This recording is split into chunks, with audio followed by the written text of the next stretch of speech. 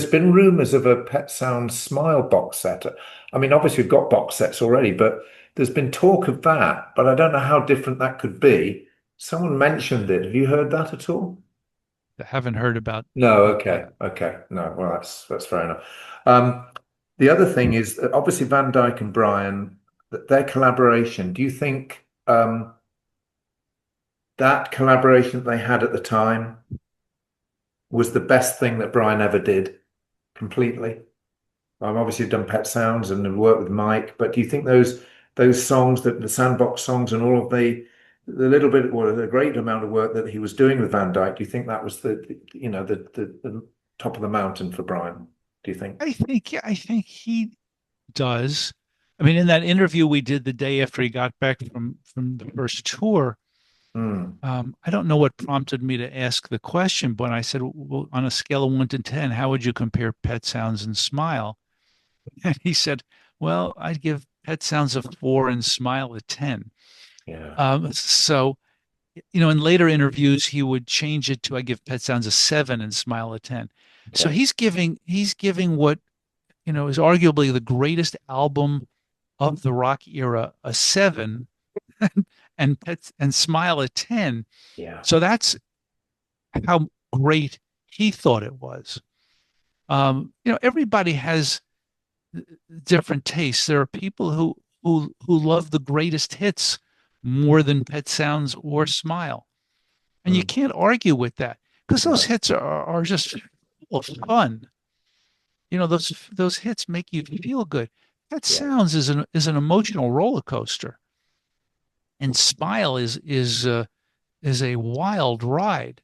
Um, Mm, so you have to want to go on a wild ride, I think. yeah. Obviously, I did. I mean, what one of the things that drove me was after hearing Surfs Up.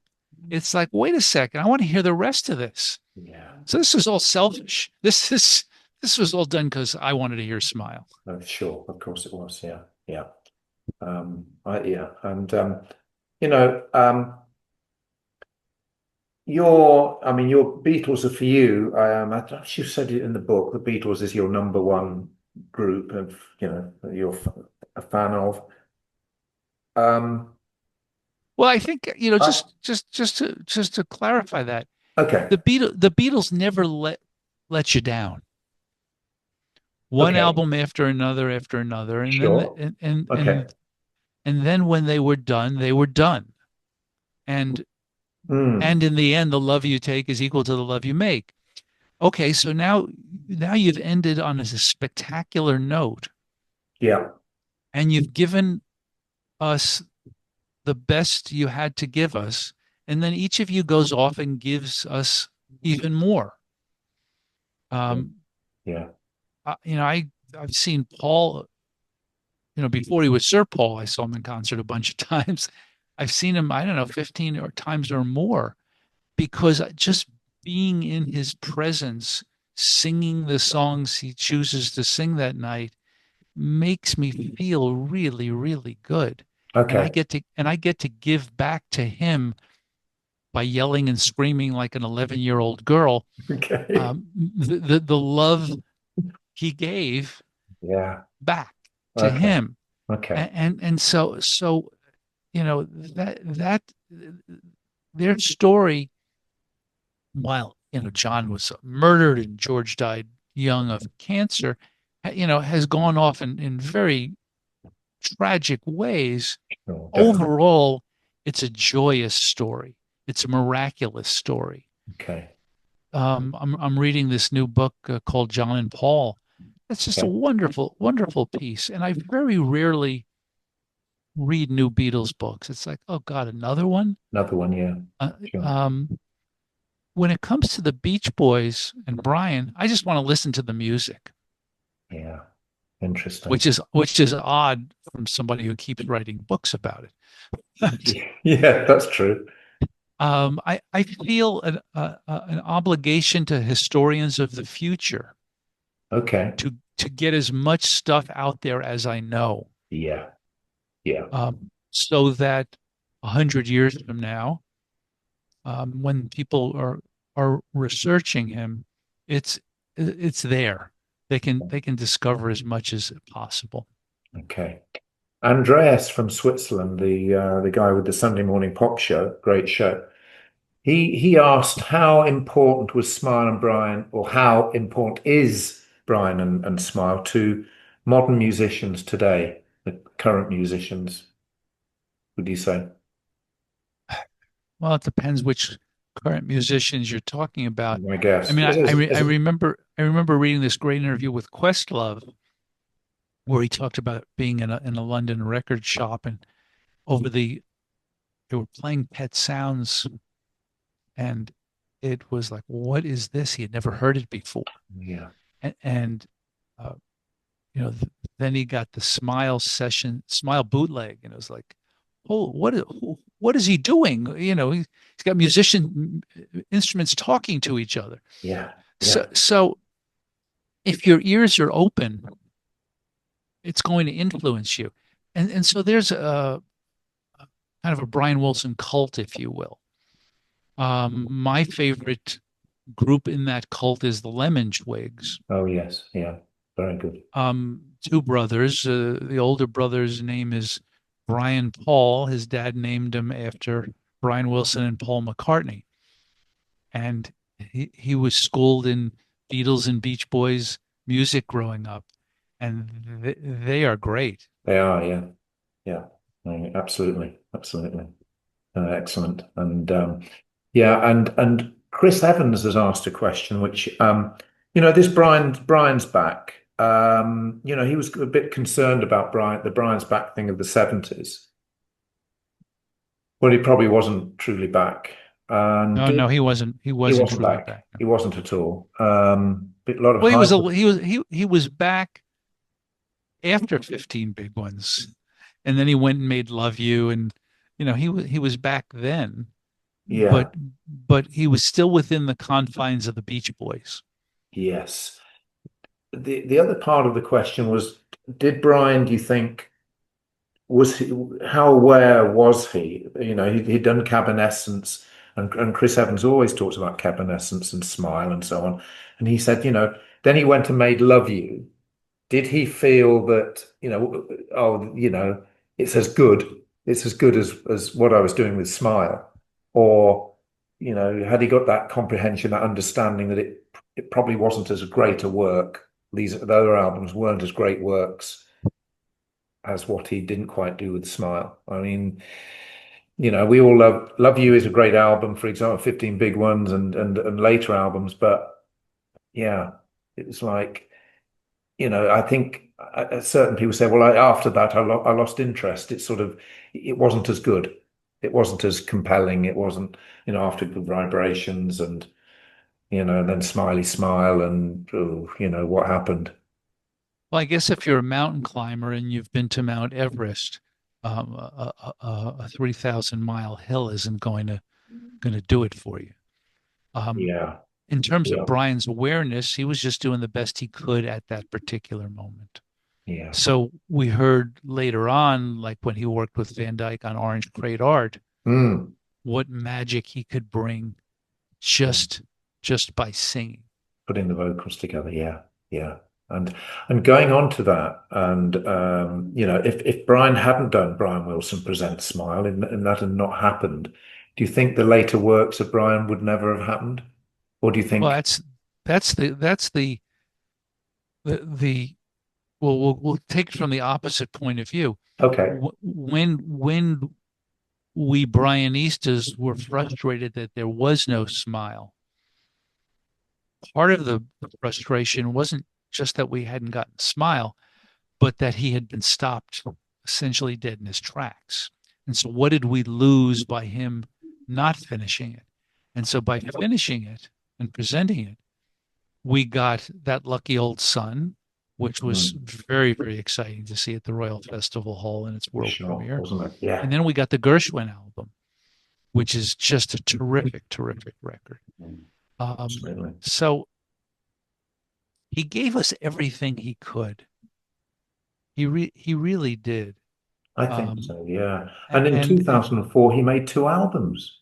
He had two albums in 2004, didn't he? Well, yeah, but the timing wasn't right. It wasn't right, was it? I Mm. don't know what went wrong there, but how did that happen, do you think? That's a story for another day. Is it? Okay. It's just, once he had recorded Smile, putting out anything before that was a mistake. Yeah, People, once he was on tour doing Smile, that's what people wanted to hear. for sure. So it didn't matter how good the songs were on the 2004 album, how good the duets were. None of that made any difference. People were like, Wait a second, Yeah. aren't we getting Smile?" Yeah, and it disappeared. It probably disappeared without trace, almost, I guess. But there's the other dominoes that came along. Someone asked about the All-Star tribute that you were involved with, the All-Star tribute to Brian. Again, that was an incredibly important part of the story, wasn't it? I think it was in a number of ways. Um, having created it and then with my great late friends, Chip Racklin and Phil Ramone, finally bringing it to life. Um, I insisted that Smile music be included. And I said, this is not a Beach Boys tribute, it's a Brian Wilson tribute. Yeah, And now this is 2001. This is 3 years before Brian Wilson presents Smile. And so the conversation was, okay, well, what pieces? Well, why don't we open the show with our prayer? It's kind of a benediction. incredible.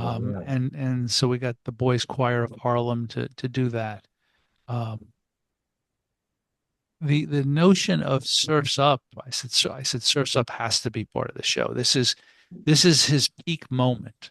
Mm, And Phil Ramone, who was the music producer for the show, brilliantly put this trio together. Now, how did that trio come together? I remember we were in a production meeting, and when I was insisting on Surfs Up being part of the show, yeah. somebody said, "Well, who can sing it?" And the talent producer, the woman who was Oh, yes. bringing the stars together, Ali Gifford, said, "Let me." Her words were, "Let me pray on that." Who, That's that's and wonderful. I love that. and the next day at the next meeting, she said, "I think Vince Gill could do it." I think that's And incredible. if you've never seen it, Google Vince Gill plus Surfs Up. He Jimmy Webb and Oh, yes, I David have. Crosby Yeah, I do a know. Magnificent. spectacular job. It's Magnificent. Yeah. Yeah, goose chills raising. for sure. Um, the biggest surprise, as much of a surprise as that was in December, uh, prior to the tribute. We were at Scott Bennett's house for a Christmas Party. party. Yeah. He had the whole band there, and or the LA contingent, I should say, and Brian and Melinda and me and my late wife Eva. And Brian was sitting on the piano bench next to Eva, and they had their backs to the piano. And Brian knew how much Eva loved Christmas. And he says, "What do you want for Christmas?" And I don't know what inspired her to say it, but she said, "For you to play heroes and villains." Right. And he said, "Okay." And he turned around and he played heroes and villains. And gobsmacked would be the word to Amazing. describe Amazing. everybody's response. Yeah. I think it was Probin who said it, the band members came running from every corner of the house because they realized who was playing and Yeah. what he was playing. And when he was finished, I said, "Brian, you should do that at the tribute." And he goes, "Okay." Yeah. And it happened. I mean, it was not an easy thing for the band to do, as the late Jeff Foskett pointed out in the Smile book in his interview. He said because the first note is in Brian's lower register, Mm. it sounded just like the record, Yeah. and you can see the response of the audience. Like, I cannot believe Brian is doing heroes and villains. Yeah. Yeah. And of course, it got a giant standing ovation. And then after the tribute, he started adding Smile songs to his live touring set list. And so again, it was a gradual buildup. What I like to describe as, at the tribute, Brian was sitting, in the wings watching the show, and Smile music was played live, and the world didn't come to an end. Yeah. Rather, it got tremendous ovations. Yeah. And so it was like, there's all each one of these steps eased the way towards him finally saying, okay, it's time to do it. Yeah. All those goosebumps. I mean, reading the book again and, making notes and then getting, and going and looking at the film. And I mean, it's so tangible, that emotion, isn't it? It's just like, where do we find emotion like that? I don't know, actually. It's like unique. And No, we're lucky to have it. oh man, and what we'll do, I think, David, is we're running low on time a little bit. So if we can, we'll wrap up on the recording side, and then I just finish with a couple of things to ask you. But I'd like to thank you actually, particularly for being Brian's friend, for realizing that ambition in the early 70s, that it's a miracle that came true, really. That and your perseverance and your cockiness, we'd call it in England, and being cocky and a bit pushy or whatever, saw you through an amazing story. It's an incredible journey, and so I'd like to thank you for so many people from my heart and from so many people I know, to thank you personally for the achievements and for the wonderful book, Thank you, Jamie. and the That's hope. that's very that's very kind. Thank you. It's and I and that choir that I saw you an interview the other day of yours, with the band, and that lovely Southern ensemble singing Heroes and Our Prayer and Heroes and Villains. And I've sent it to quite a few people because it's great. And all those parts of the boys' part, of Brian's parts, they're all the boys' parts, the Beach Boys' parts, sung by an ensemble. And I sent it to my choir mistress here in Spain. I'm not sure she's seen it yet because she's so busy, but she should. It's part of musical education, I think. And if people don't get it, they don't get it. She'll get it. But I keep looking at it going, oh man, that's just great. And and when they do a section of heroes and villains sitting down and they're all sat there and they start doing the doobie wada, and I think,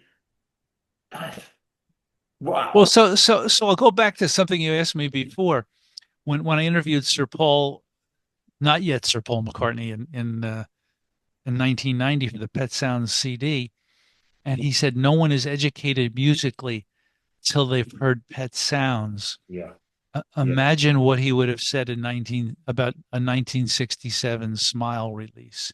He might have given up then. That's No, the he wouldn't problem. get. No, No, he no. wouldn't have done. There's No, he wouldn't have done. I no. know he wouldn't. No, for sure he wouldn't. There's no give up. He's really the most extraordinary artist of our lifetime. For sure. He and For sure. Stevie Incredible. Wonder and Paul Simon, they just keep Yeah. going. Don't they? Nothing stops them. It's And remarkable. how lucky we are to have lived during this musical renaissance. For sure, for sure. We'll be wrapping up soon then, David, another minute or so. And a personal thank you from Yanni as well. She wants to give you a hug from Spain. We hug a lot here, we're typically the Latin community, the Spanish, lot of very Mediterranean. Thank So you for the and I don't hugging Yanni back. yeah, I don't know whether you heard her album. Well, you probably haven't had time, but maybe if you could sometime put an ear to it. It's very Beach Boys inspired, and we're very proud of that too, actually, That's because that's great. one of the greatest things I've ever done in my life too, to be honest. So that's for you. Congratulations. And so we'll say cheerio for now, and maybe do something else again soon.